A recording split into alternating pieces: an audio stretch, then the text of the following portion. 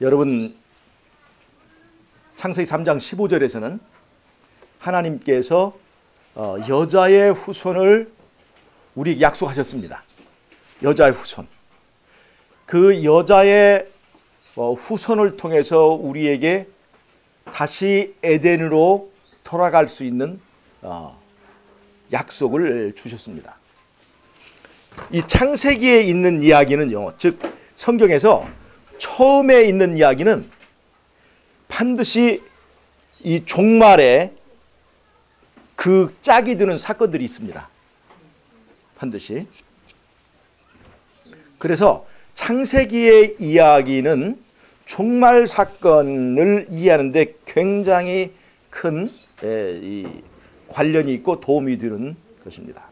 자, 창세기 3장 15절에서 여자의 후손을 하나님께서 약속하셨어요. 그 여자의 후손이 이제 뱀의 머리를 상하게 할 것이라고 얘기를 했습니다. 우리는 전부 다 뱀의 노예가 되었죠. 인간이 선악과를 따먹고 죄를 지음으로 뱀의 노예가 됐어요. 이 뱀은 죄를 상징하는 것인데 죄의 노예가 되었습니다. 또 이 뱀의 배후에는 사단이 있기 때문에 우리는 사단의 노예가 되어 있습니다. 그 사단의 노예, 뱀의 노예로부터 우리를 자유케 해줄 한 분이 있는데 그것이 바로 여자의 후손으로 묘사가 되었습니다. 창세기 21장에 보면 그 여자의 후손을 이해하기 위한 표상적인 인물인 누가 이제 태어나게 되냐면 이삭이 태어납니다.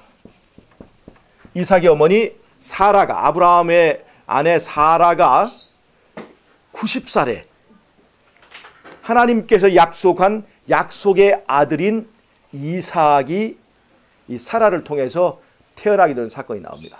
여자가 아들을 낳는 것입니다. 불가능 속에서 낳은 아들이 바로 이삭입니다. 그래서 사라가 아이를 낳기 불가능할 때까지 기다려서 90세 때에 이삭을 낳게 했습니다. 이 사라가 이삭을 낳는 그 이야기가 이 구약의 종말, 이 구약시대의 종말, 그때에 실현이 되었는데 그것이 바로 계시록 12장에 나옵니다. 계시록 12장에 보면 용이 여자가 아이를 낳으려 할 때 그 아이를 낳으면 삼키려고 용이 이제 기다리고 있는 그 얘기가 나와요. 여자가 아파서 아이를 배웠는데 아파서 이 아이를 이제 해산하려고 하는데 용은 그 여자가 아이를 낳기만 하면 이제 삼키려고 하고 있습니다. 이 아이가 누구냐면 창세기 3장 15절에서 말한 여자의 후손입니다. 이 창세기의 21장에 아브라함의 아내 사라가 90살에 아이를 낳는 이야기가 있는데 그것이 창세기에 있는데 이 창세기의 이야기는 구약시대의 종말인 예수님의 탄생으로 그 사건이 이제 실현이 되었습니다. 그런데 이 창세기는 구약의 책이면서 구약시대의 종말인 이 신약시대의 처음에 그 사건이 이제 적용이 되었지만 이 세상 종말에도 그 사건이 그것과 똑같은 사건이 이제 적용이 됩니다. 계시록 12장 17절에 보면 여자의 남은 후손이 나타납니다. 여자의 후손이 태어나는 것이 계시록 12장에 여자가 아이를 낳는 그 사건이라고 한다면 계시록 12장 17절은 여자의 남은 후손이 등장하게 되는 거예요. 이 여자의 남은 후손의 마지막 살아남는 남은 후손이 뭐냐면 바로 14만 4천입니다. 계시록 14장 1절부터 5절까지 나오는 그 무리입니다.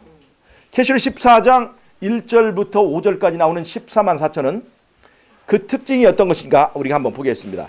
계시록 14장 1절부터 5절까지 한번 보겠습니다.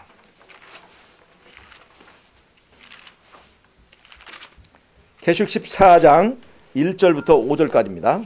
제가 읽겠습니다. 또 내가 보니 보라 어린 양이 시온산에 섰고 그와 함께 14만 4천이 있었는데 그 이마에 어린 양의 이름과 그 아버지의 이름을 쓴 것이 있도다. 내가 하늘에서 나는 소리를 들으니 많은 물소리도 같고 큰 뇌성도 같은데 내게 들리는 소리는 검은 구 타는 것 자들의 그 검은 구 타는 것 같더라. 저희가 보좌와 내 생물과 장로들 앞에서 새 노래를 부르니 땅에서 구속함을 얻은 14만 4천인 밖에는 능히 이 노래를 배울 자가 없더라. 이 사람들은 여자로 더불어 더럽히지 아니하고 정절이 있는 자라. 어린 양이 어디로 인도하든지 따라가는 자며 사람 가운데서 구속을 받아 처음 익은 열매로 하나님과 어린 양에게 속한 자들이니 그 입에 거짓말이 없고 흠이 없는 자들이더라. 그 14만 4천의 특징이 바로 어린 양이 어디로 인도하든지 따라가며 그 입에 거짓이 없고 흠이 없는 자라고 하는 것입니다. 여러분 정말로 흠이 없는 확실한 존재가 이 계시록 14장에서 누굽니까? 14만 4천 이전에 누가 흠이 없었어요? 이들을 이끌고 있는 어린 양이 바로 흠없는 이 제물이었어요. 그래서 어린 양이 흠이 없는 제물인데 지금 계시록 14장에서는 어린 양을 말하는 것이 아니라 어린 양을 따라가는 이 14만 4천이니 어린 양처럼 입에 거짓이 없고 흠이 없는 자들이라고 지금 묘사를 하고 있는 거예요. 다른 말로 하면 이들이 작은 예수라고 하는 것입니다. 이 계시록 14장에서 나오는 14만 4천은 다른 말로 하면 흠없는 어린 양과 똑같이 변화된 작은 예수들이라고 하는 것입니다. 작은 예수들. 여자의 남은 후손의 마지막 이 인류 역사의 마지막 마무리를 하는 마지막 시대의 작은 예수들, 그것이 바로 이 14만 4천입니다. 그런데 아까 계시록 12장에서 여자가 아이를 낳으려 하면 용이 그 아이를 삼키려고 준비하는 것처럼 마지막 때에 여자의 남은 후손 중에서 마지막 이 주자인 최종적으로 살아남는 이 남은 후손인 이 14만 4천인이 이 시대에 교회를 통해서 배출되어야 되는 거예요. 아멘. 여자가 계시록 12장에서 후손을 낳는 것처럼 마지막 때 하나님의 교회는 이 14만 4천을 작은 예수들을 배출해야 되는 것입니다. 예수님을 낳았던 것처럼 이 작은 이 예수들인 14만 4천을 이 교회는 낳아야 되는 거예요. 그런데 이들이 태어나면 이들을 삼키기 위하여 용과 짐승과 거짓 선지자가 삼중연합을 해서 준비하고 있습니다. 이들을 죽이려고. 계시록 12장에서 용이 여자가 해산하면 그 아이를 삼키려고 했던 것처럼 이 용과 또 계시록 13장의 짐승과 거짓 선지자가 연합을 해서 이 남은 무리를 삼켜버리려고 준비를 하고 사건을 일으키는데 그것이 바로 짐승의 우상을 세우는 일입니다. 짐승의 표를 받게 하고 이 표를 받지 않는 자들은 전부 다 죽게 만들고 또 매매권이 없어서 굶어서 신앙을 포기하도록 강요하는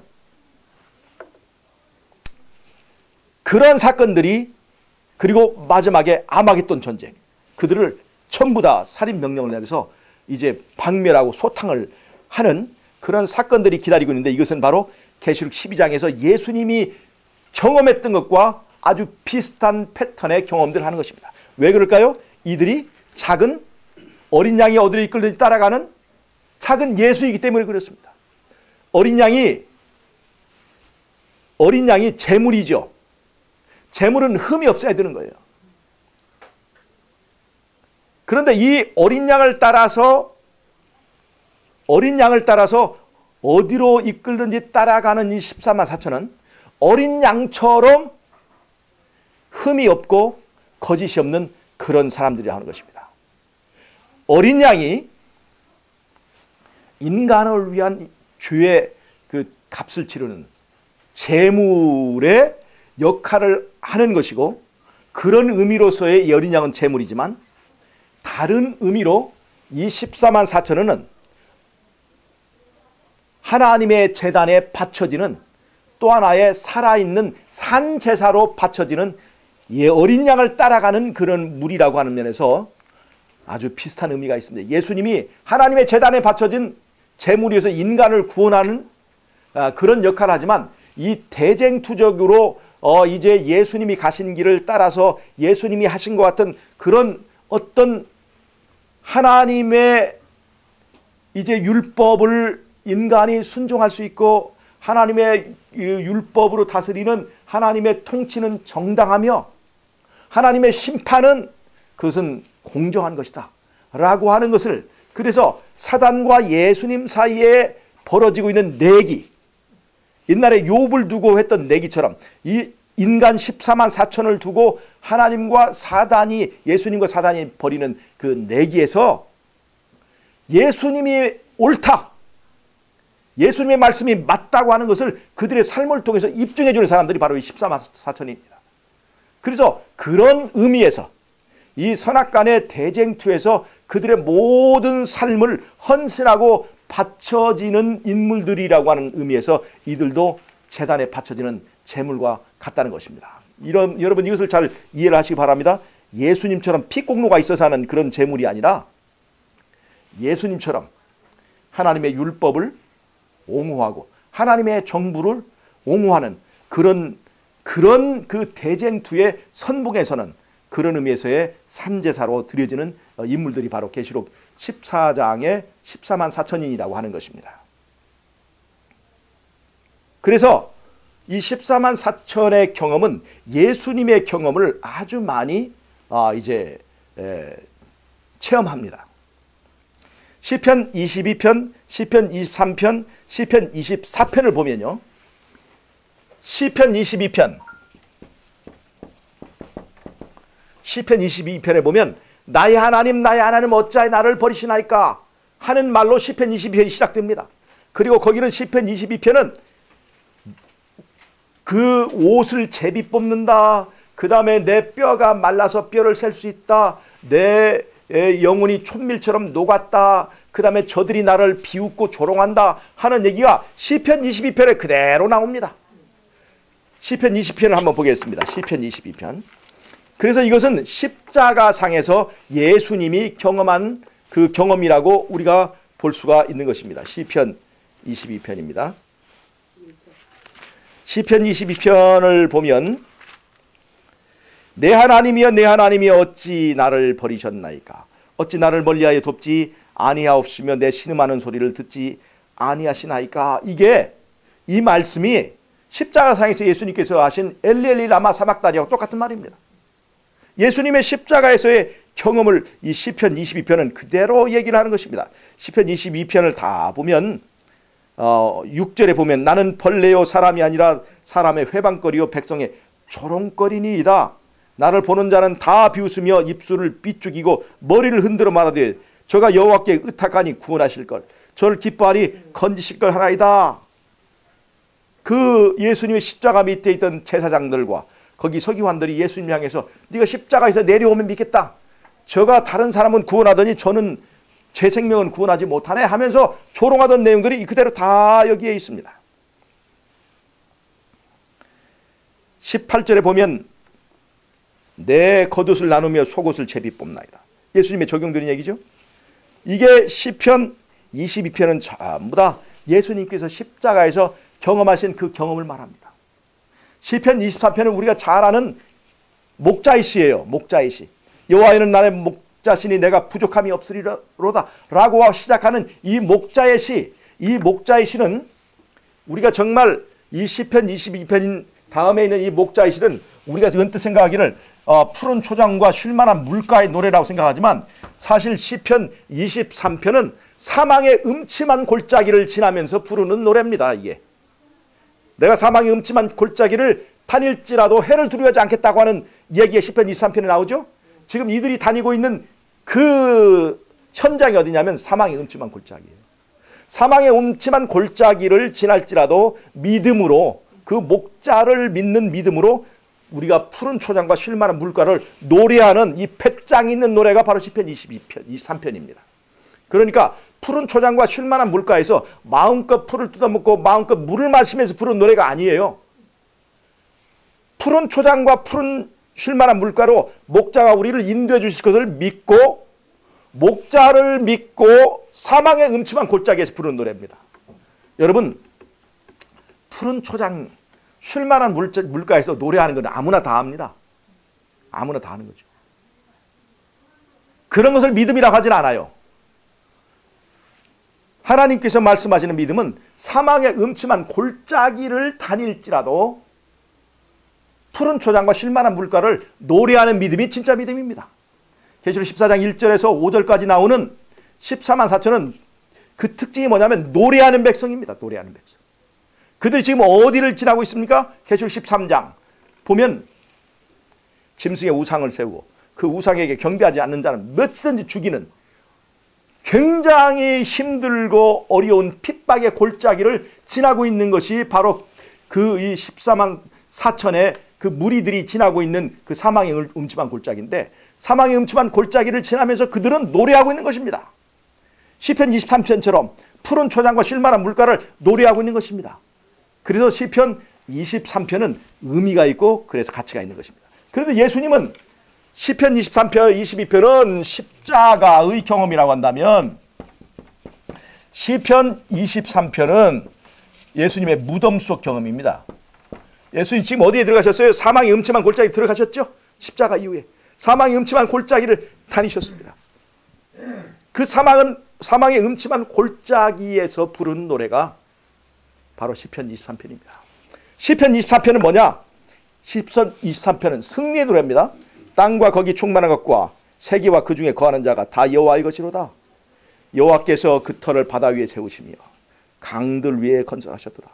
여호와의 산에 오를 자 누구며 그 거룩한 곳에 설 자가 누군고. 여호와의 산에 올라가는 승리의 노래를 말합니다. 그리고 나서 여기에 이런 말이 나와요. 7절 문들아 너희 머리를 들지어다. 영원한 문들아 들릴지어다. 영광의 왕이 들어가시려다. 이 노래가 언제 불러졌느냐? 예수님께서 무덤에 들어가셨다가 사흘 만에 부활하시고 하늘에 승천해서 부르는 이 승리의 노래가 바로 이겁니다. 문들아 너희 머리를 들지어다. 영원한 문들아 들릴지어다. 영광의 왕이 들어가시려다. 예수님을 따라가는 천사들이 이 노래를 부릅니다. 영광의 왕이 들어가니까 문들아 열어라. 사실 예수님은 이 노래를 부르기 전에 하늘에서 많은 사람들이 예수님에 대해서 도전했습니다. 많은 천사들이 예수님에 대해서 의심을 품었습니다. 많은 천사들이 사단을 동조했습니다. 정말 예수님은 정말 우리들의 정당한 왕이 맞는가?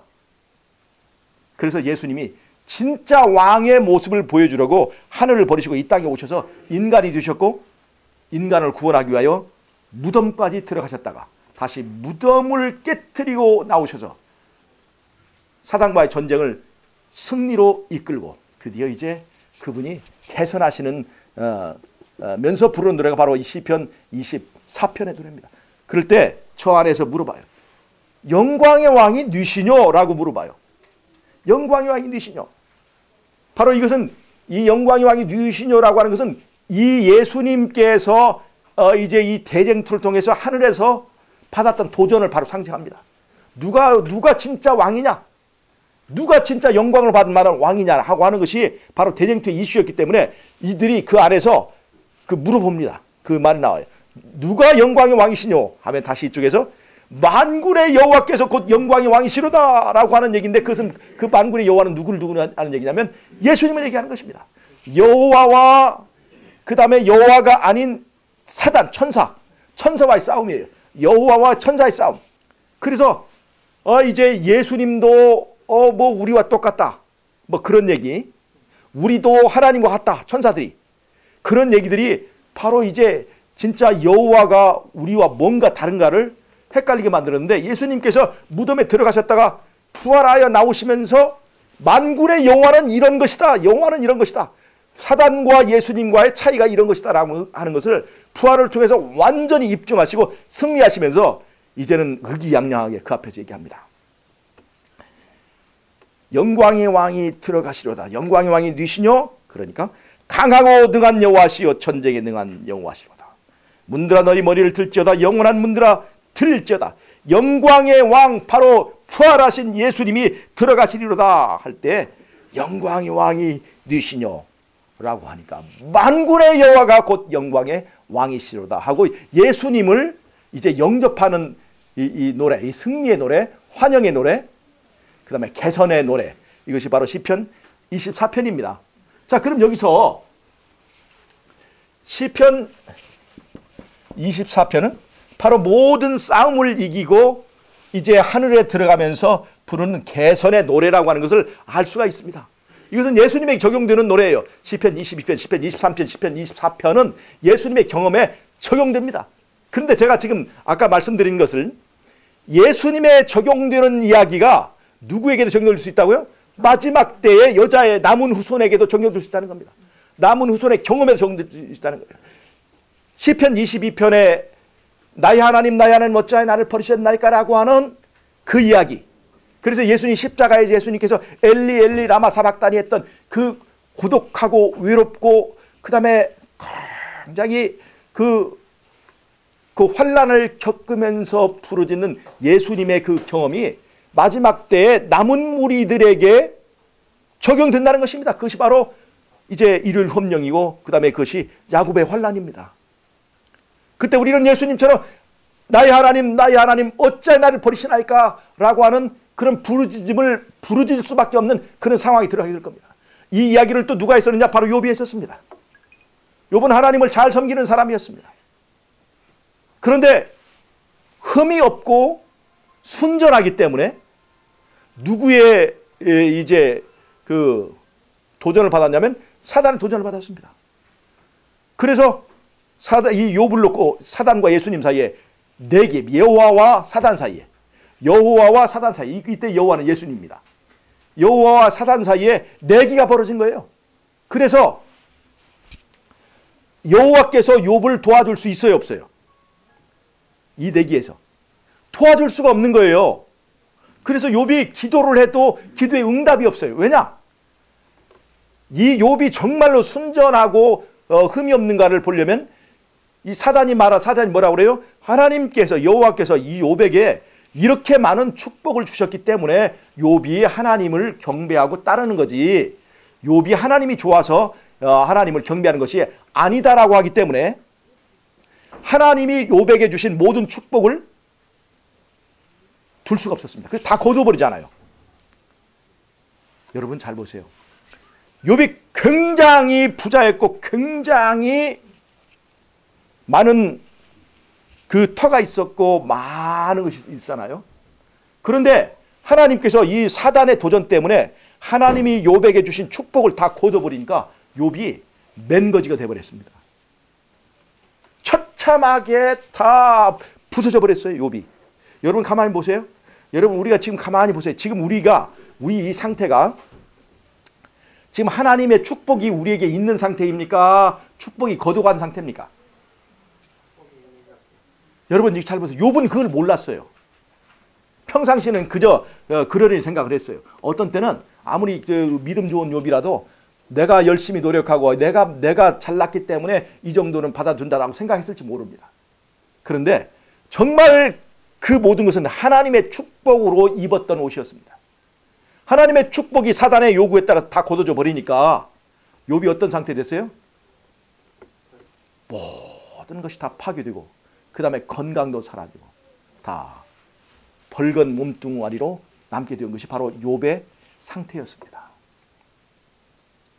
여러분 우리를 살펴보세요. 우리가 지금 복을 받고 있는가 안 받고 있는가를 생각해 보세요. 욥이 그렇게 알몸이 되기까지는 하나님의 은혜가 얼마나 큰 것인가를 그 욥을 통해서 우리는 구별할 수가 없었습니다. 왜 욥이 그 상태에 들어가야 돼요? 하나님이 주신 축복 때문에 욥이 하나님을 따르기 때문에 사단이 그렇게 도전했어요. 그 욥의 믿음은 거짓이다. 그 축복을 거둬버리면 단박에 욥이 하나님을 욕할 것이다. 그렇게 얘기를 했는데 욕한 것은 누구만 욕했어요? 욥의 아내만 욕했죠. 사실 욥의 아내는 욥처럼 몸에 병이 난 것은 아니었습니다. 그럼에도 불구하고 이 욥의 아내는 그냥 하늘을 향해서 네가 하나님을 욕하고 죽어버리라 이렇게 말할 정도로 하나님에 대한 저주를 했었죠. 근데 그것이 사실 욥의 안에 참 못됐다 하지만 사실 우리들의 모습입니다. 우리들의 모습이에요. 조금만 하나님의 축복이 사라지면 우리는 하나님을 향해서 불평하고 저주하고 있는, 사실 욥의 안에는 다른 이야기가 아니라 바로 내 얘기라고 볼 수가 있어요. 근데 문제는 욥이 그런 모든 축복이 다 거두어졌음에도 불구하고 하나님을 저주하지 않았다는 것입니다. 하나님 저주하지 않았다는 거예요. 욥도 그렇게 하나님의 모든 축복이 다 거두어지고 그에게 모든 시험이, 사단의 시험이 그에게 놓여졌을 때 그 욥이 어떤 소리를 했냐면 어찌하여 하나님 어찌하여 나를 태어나게 했습니까? 하는 얘기를 욥은 그 고난 중에서 했어요. 그 말이 다른 말로 하면 시편 22편에 나의 하나님 어찌하여 나를 버리셨나이까 하는 얘기예요. 하나님께서 욥의 기도를 들어줄 수가 없었습니다. 욥의 기도를 들어주면 욥이 여기서 승리해 누가 이기는 거예요? 내기에서 예수님이 승리하는 거예요. 예수님이 시험의 당사자인 거예요. 예수님이 시험의 당사자이기 때문에 예수님에게 유리하도록 욥에게 도움을 줄 수가 없었습니다. 예수님이 그래서 기도의 응답을 못 해주는 거예요. 예수님은 지금 누구를 믿는 거예요? 자, 욥이 예수님을 믿는 것입니까? 예수님이 욥을 믿는 것입니까? 여러분 잘 생각해 보세요. 믿음이라고 하는 것은 내가 예수님을 믿는 것이라 생각하지만 지금 예수님이 욥에게서 축복을 다 거두어 버리고 욥에게 기도도 응답을 하지 않고 있어요. 지금 예수님이 누구를 믿는 것입니까? 욥을 믿는 거예요. 예수님이 우리에게서 축복을 거두어 가시면서 우리를 시련 가운데 두시면서 누구를 믿느냐면 바로 나를 믿는 것입니다. 나를 믿고 사실 예수님도 하고 싶지 않은 그 일을 하는 거예요. 여러분 예수님이 나를 믿어주신다는 거 하는 것에 대해서 여러분 감사하지 않습니까? 내가 무슨 믿음의 대상입니까? 근데 그 예수님께서 우리를 믿어주십니다. 기도에 응답해주고 싶었죠. 욥이 나의 하나님 어찌하여 나를 버리셨나이까 할 때 이제 예수님도 응답해주고 싶었어요. 그러나 그것이 예수님과 사단과의 싸움이기 때문에 예수님이 응답할 수 없었어요. 그런 환경에서 욥은 승리했다는 것입니다. 그런 환경에서. 그래서 욥기의 내용은 사실 시편 23편의 내용과 일맥상통하는 것입니다. 사망의 음침한 골짜기를 다니면서 결국은 하나님을 찬양하게 된 그런 노래예요.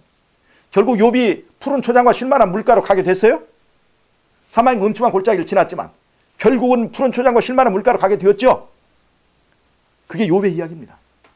여러분 예수님께서 십자가에서 고난당할 때 하나님 아버지께서 그를 위해서 천사를 보내서 그들을 예수님 구원할 수 있었습니다. 하지만 하나님께서 그걸로 응답하지 않으셨습니다. 예수님은 그러한 가운데서 이기고 승리해야만이 우리들을 구원하실 수 있기 때문에 하나님께서 욥을 돕지 않으셨습니다. 그리고 예수님께서 결국 어디에 들어가셨어요? 무덤 속으로 들어가셨습니다. 그것이 바로 사망의 음침한 골짜기의 경험입니다. 여러분 14만 4천 마지막 때의 이 남은 무리가 예수님이 했던 경우와 똑같이 바로 시편 22편의 경험을 할 것입니다. 나의 하나님 어찌하여 나를 버리셨나이까? 이것은 하나님께 기도해도 왜 이렇게 응답하지 않으시는가? 왜 불의한 사람들이 우리를 핍박하고 우리를 죽이려 해도 왜 주님은 우리를 돕지 않으시는 것처럼 보이는 거예요. 실제로 사실은 욥이 도움을 받았어요? 안 도움 받았어요? 두 번째 몸에 병을 넣어서 실제로 절대로 죽이지 못하게 한계를 정하신 거죠. 하나님께서 딱 한계를 정하셨어요. 우리는 그 한계 때문에 마지막에 살아남는 것입니다. 욥의 경험은 절대로 죽지 않게 되어 있습니다. 마지막 때 14만 4천도 환난과 핍박을 당하고 위협과 유혹을 당하지만 절대로 죽지 않도록 하나님께서 지켜주시기 때문에 그들이 살아남아서 결국은 변화되는 그 역할을 하게 되는 것입니다. 기도해 주지 않아요. 하나님께서 응답하지 않으실지라도, 그래서 그들이 사망의 음침한 골짜기를 지날지라도 그 다음에 그들이 거기서 새 노래를 부르는 것입니다. 근데 여러분 그때 예수님은 어디에 계실까요? 그들을 버리셨을까요? 절대로 버리지 않습니다. 함께 계셨습니다. 예수님이 함께 시험받고 계셨어요. 그것이 바로 계시록 14장에 나오는 어린 양이 어디로 이끌든지 14만 4천이 따라가고 있는 모습이 나오고 있는 거예요. 즉 이 시험은 이 14만 4천이 혼자 당하는 것이 아니라 어린 양과 함께 당하는 것입니다. 여러분 시편 22편의 경험이 마지막 때의 성도들에게 여자의 남은 후손에 적용됩니다.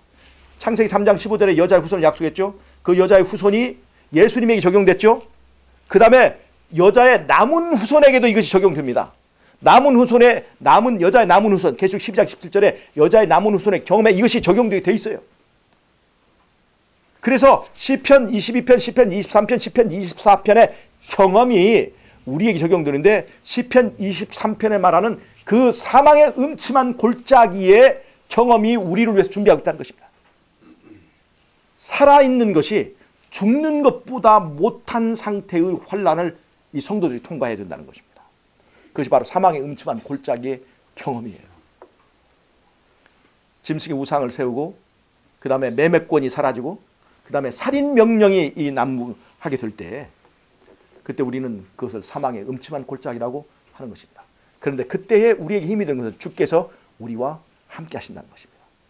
그 주께서 우리와 함께 하심 때문에 그들이 욥과 같이 우리의 예전에 가졌던 모든 축복들이 다 사라져버리고 우리가 정말 이 세상에 찢기까지 든다 할지라도 그들은 푸른 초장과 쉴만한 물가 하나님 나라의 노래를 부르는 것이 바로 시편 23편 노래 그 다음에 14만 4천이 부르는 새 노래라고 하는 것입니다.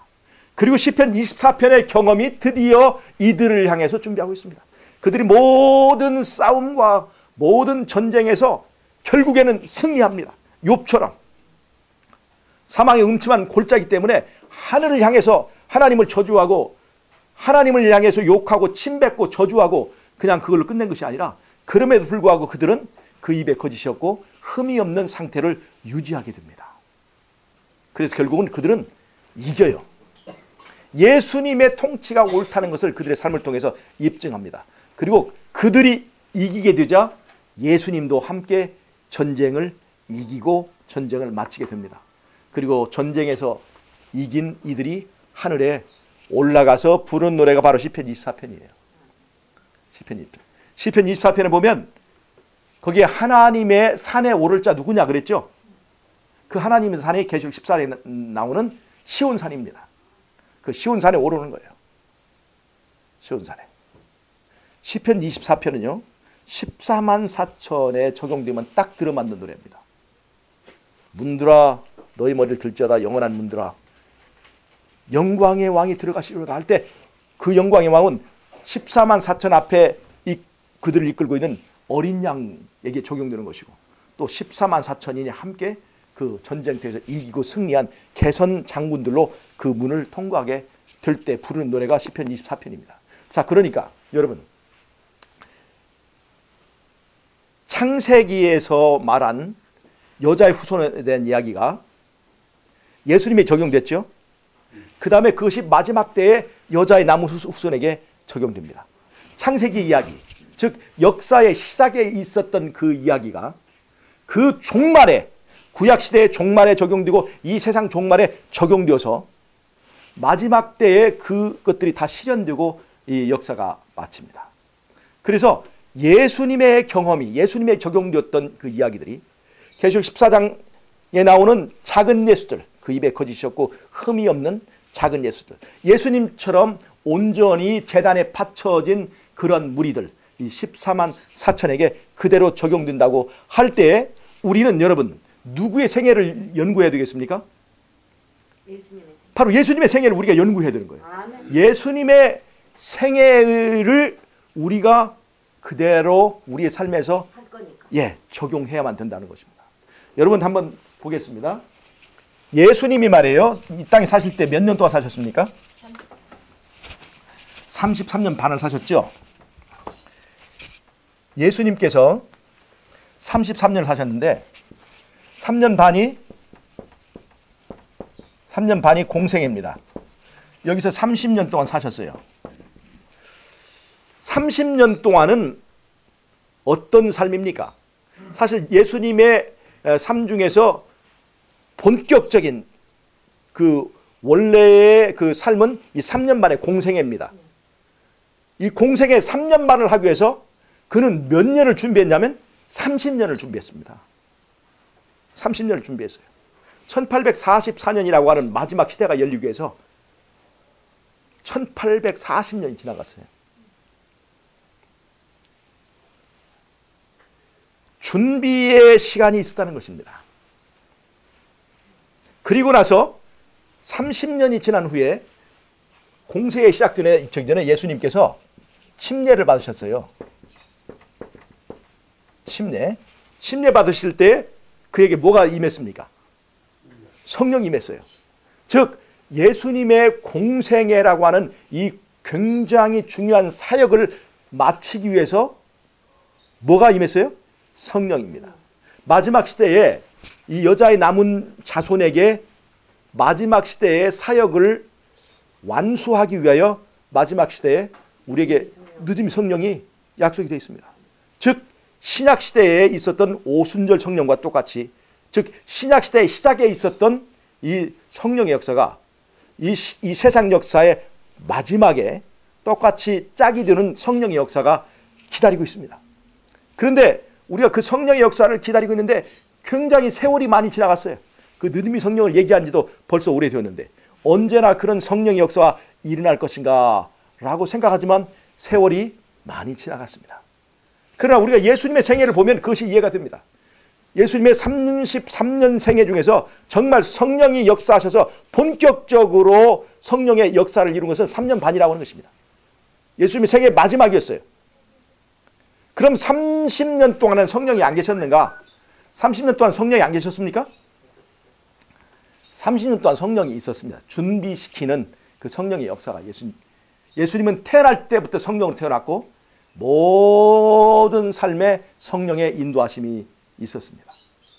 그러나 본격적으로 그분의 생애를 위해서, 공중의 삶을 위해서, 즉 받쳐진 삶을 사시기 위해서 그에게 필요한 것이 뭐였냐면 그것이 바로 성령이었다고 하는 것입니다. 그래서 예수님의 공생애 처음에 예수님은 성령을 받으셨어요. 그 다음에 그 성령과 함께 그 예수님께서 온갖 이적을 행하시며 온갖 말씀을 하시며 온갖 전도를 하셨고 온갖 힘든 일을 하시면서 결국 그 성령으로 이기셨다고 하는 것입니다. 여러분, 우리에게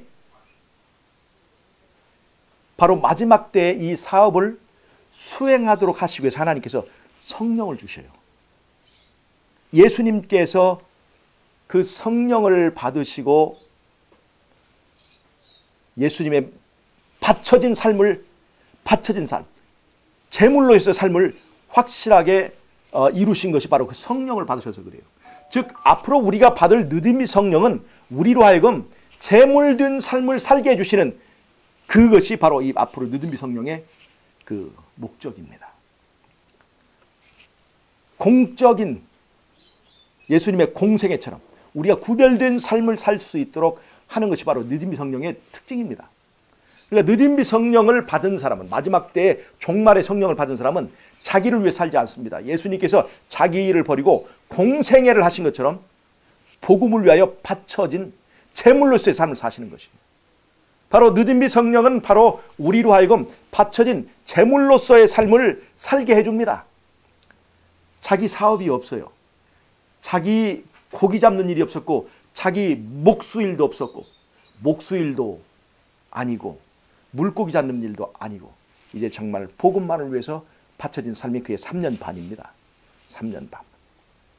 이것이 마지막 때 짐승의 우상을 세우고 짐승의 표를 강요하는 그 때로부터 우리에게 이 14만 4천이 경험하게 되는 그 경험의 기간과 비슷합니다. 그래서 그런 바쳐진 삶을 위하여 하나님께서 우리에게 주신 것이 뭐냐면 그것이 바로 느드미 성령입니다. 성령이라는 것은 다른 그 뭘로 표현해요? 기름 부음을 말하는 거죠. 여러분 성전의 기구들에는 전부 다 기름을 발랐습니다. 그런데 잘 보세요. 성전의 기구에다가 기름을 바른 것은 그 성전의 기구가 하나님께 바쳐졌을 때 기름을 발라요. 그 다음에 그 성전의 기구는 흠이 있어야 됩니까? 없어야 됩니까? 흠이 있으면 기름이 안 발라집니다. 즉 성전의 기구, 예를 들어 물두멍이라든가 번제단이라든가 또 거기 금향단이라든가 금촛대라든가 이런 것들, 성전의 기구들이죠. 비싸다고 해서 기름 바르는 것이 아닙니다. 아름답다고 해서 기름 바르는 것이 아니에요. 그 성전의 기구들은 흠이 없었어요. 하나님의 요구에 그대로 다 부합하는 어떤 조건을 이루었어요. 그것이 바로 흠 없습니다. 하나님의 집은 값비싼 집이 아니었습니다. 그러나 흠 없는 집이었습니다. 하나님의 집의 촛대는 물론 금으로 만들어서 비싸겠지만 그것이 금이었기 때문에, 그 비싸기 때문에 그것이 기름 발림을 받는 것이 아니에요. 하나님의 말씀에 그대로 적합하게 그대로 순종해서 그것이 만들어졌을 때 그것이 기름 부음을 받는 거예요. 아, 하나님의 촛대니까 7개만 가지를 만들 것이 아니라 10개의 가지를 만들어야 되겠다. 아니 12개의 가지를 만들어야 되겠다. 가지를 더 많이 쳤다고 그래서, 더 많이 붙였다고 그래서 거기다 기름 바르는 것이 아니에요. 하나님께서 정확하게 7개의 가지를 내라 했으면 7개의 가지를 갖추고 있어야 그것이 바로 흠 없는 것이에요. 여러분, 기름 발림은 흠 없이 된 사람에게, 된 물건에게 바쳐진다는 거예요. 그리고 하나님 앞에 완전히 용도가 구별되어서 바쳐진 사람에게 이 기름 발림이 있다는 것을 꼭 잊지 마시기 바랍니다. 느딘비 성령의 목적은 바쳐진 것을 구별하는 그 의미로 이 느딘비 성령이 이제 우리에게 주어진다는 것을 꼭 잊지 마시기를 바랍니다. 여러분, 제가 오늘 드린 말씀은 창세기의 이야기가 마지막 시대의 우리의 삶에 적용이 되고 관련이 있다는 것을 제가 말씀드립니다. 성경에 있는 지혜예요. 종말 사건이 처음 사건과 관련이 있고 처음 사건이 종말 사건의 실마리가 된다는 것입니다. 예수님의 삶이 바로 마지막 때의 여자의 남은 자손의 삶의 실마리가 되고 그 다음에 그것이 우리의 모본이 되고 그 경험이, 예수님의 경험이 마지막 때의 남은 무리도 통과해야 될 그 경험과 관련이 있다는 것을 제가 오늘 말씀드립니다. 우리는 예수님의 삶을 더 깊이 연구하고 묵상하고 그 길을 따라가기 위해서 우리는 간구해야 되는 것입니다. 그래서 예수님처럼, 예수님이 30년 동안 준비했어요. 그 예수님이, 완전하신 예수님이 30년 동안 준비하신 성령을 위한 준비가 우리같이 불완전하고 부족한 사람에게는 얼마나 더 많은 집중과 얼마나 많은 간구와 얼마나 많은 준비가 더 필요한 것인가를 우리가 느끼게 해주는 것입니다. 30년 동안 준비하셨던 예수님처럼 우리도 준비하고 그 다음에 우리가 주 앞에 흠없이 될 수 있도록 노력한다면, 간구한다면 하나님께서 우리에게 그 뜻을 이루도록 해줄 뿐만 아니라 그 다음에 하나님께 기꺼이 바치기를 원하는 우리의 심령들을 받으시고 하나님께서 우리에게 기름 부으셔서 우리를 구별하실 것인데 그것이 바로 마지막 때 우리로 하여금 마지막 때의 공생애를 하게 하는 바로 느딘비 성령의 역사라고 하는 것을 여러분 잊지 마시고 하나님께 바쳐져서 하나님께 구별됨을 얻는 저와 여러분 되시길 바라면서 말씀을 마치도록 하겠습니다. 네, 제가 기도하고 마치겠습니다. 기도하고요. 하나님 우리 아버지, 이렇게 부족하고 또 이렇게 모자라지만 주님께서 우리를 불러주셔서 어린 양을 따라갈 수 있는 그런 특권을 주셔서 감사합니다. 가만히 생각하니 오늘 우리가 가지고 있는 모든 것이 하나님의 축복으로 옷 입혀진 것을 생각하니 주님의 은혜를 감사합니다. 우리의 이 모든 축복이 거둬져서 우리가 욥처럼 알몸이 된다 할지라도 우리가 사망의 음침한 골짜기를 다닐지라도 주께서 우리와 함께 하시니 우리가 푸른 초장과 쉴만한 물가를 노래할 수 있는 새 노래 부르는 새 노래의 믿음이 있는 아름다운 백성 될 수 있도록 축복해 주시기를 예수님의 이름으로 기도하옵나이다.